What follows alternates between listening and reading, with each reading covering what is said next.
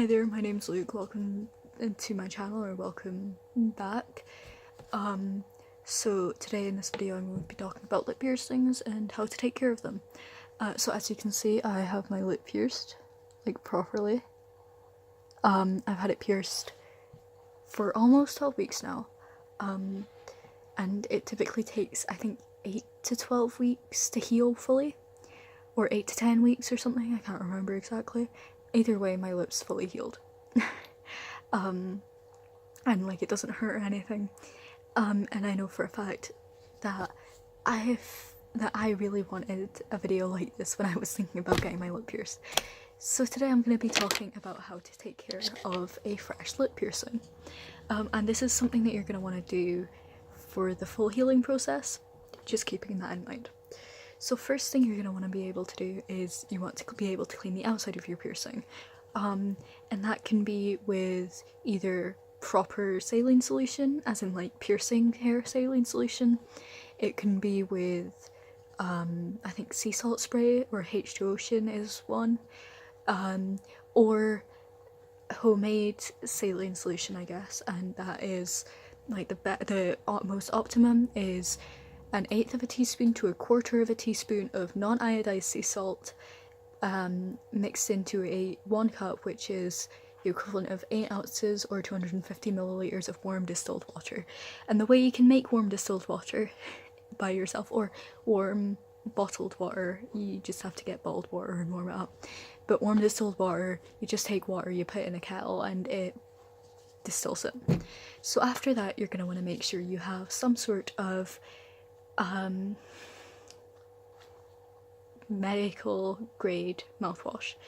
I can't remember what exact brand I have, but you can get them in big bottles. I know for a fact if you live in the UK you can get them in Home Bargains. I can't remember what they're called for the life of me. And then next what you're going to want to get is floss.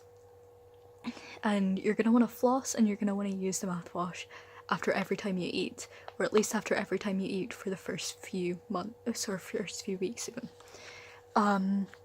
Keeping in mind that the reason you're doing this, it's not because it's not just for the fun of it, it's because you don't want any bacteria getting forced into the hole in your lip, because then it can get infected and you don't want an infected lip piercing.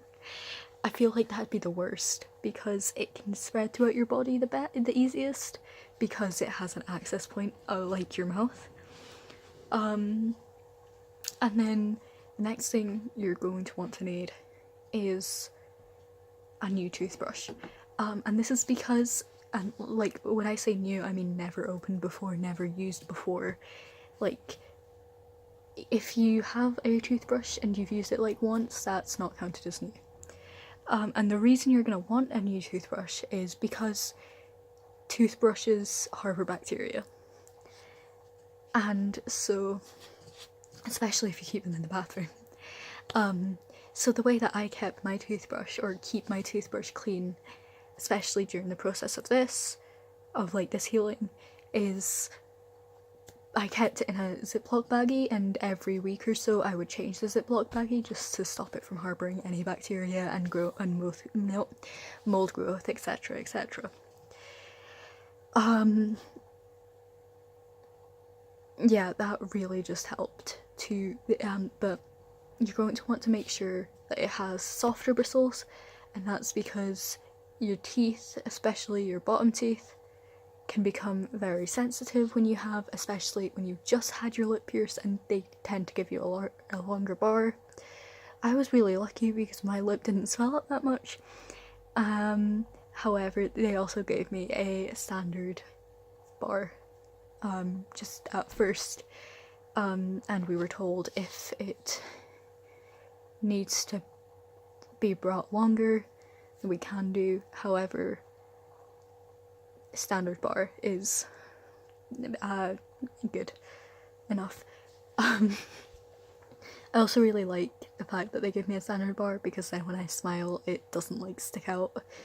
And it also, unless I do this, like push it up against my teeth, in which case it does, but I have to push it up against my teeth.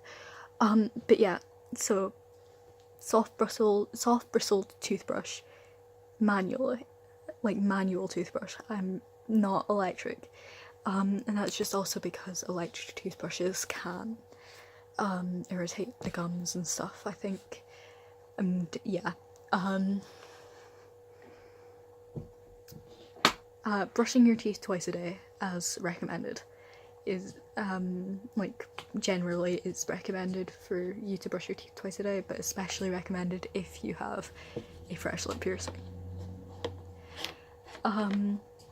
Also obviously you want to keep your piercing in for the first, like, up until it heals, which is, I believe, 8 to 10 weeks or 10 to 12 weeks, I can't remember exactly. I was told that I could change mine at, I think, 10 weeks or 8 weeks, I can't remember. However, I just kept mine in for longer just to be sure. However, if you do look it up online, it can take anywhere from, like, it can take like 2 to 3 months for it to heal. I got mine done like coming up 3 months ago, as I said, so mine's healed, definitely. Another way to ensure that you don't get any infection in your lip piercing is to make sure that you don't touch it, or at least for the first bit you don't touch it at all, or on purpose, and then you don't touch it with your hands that are dirty for the first couple, like, well, up until it heals, basically. Like, you want to make sure that it's healed before you start touching it without washing your hands. Also, for the first, like, week or so, don't touch it with your tongue, even though it is very tempting to, and I know that for a fact. And I play with it way too much, probably. But yeah, that's really it, I guess. Also, if any gunk appears on it, don't pick it off with your hands. Take a cotton bud or a Q-tip, whatever you call it, and there are ones that are safe for the environment. We recently found, well, I say recently, we found some that are made entirely out of paper, like, instead of the plastic bit, it's paper, which is great. Meaning that they aren't going to get taken away after the entirety of the UK bans single-use plastics in, I think it's by 2020, I think, which is very close. It's next year, Jesus Christ. But yeah, that's about it. You can see different colour dyes because I am weird. I'm also extremely bored and my brain's kind of fried because I had a prelim this morning and it just wasn't fun. But yeah, lip piercings, that's really all you need to know. Obviously your piercer will give you aftercare instructions too. Make sure you listen to them because it is very important that you listen to your piercer, because your piercer is the one who knows best. Your piercer has been trained to pierce and give you this advice for a reason. I know people who have gotten like their nose pierced or their ear pierced or whatever, and they're like, why is it infected? And they just didn't follow any instructions, especially by their piercer. So you definitely don't want to do that. But yeah, I think that's it. Thank you so much for watching, and I'll hopefully see you in the next video. Bye.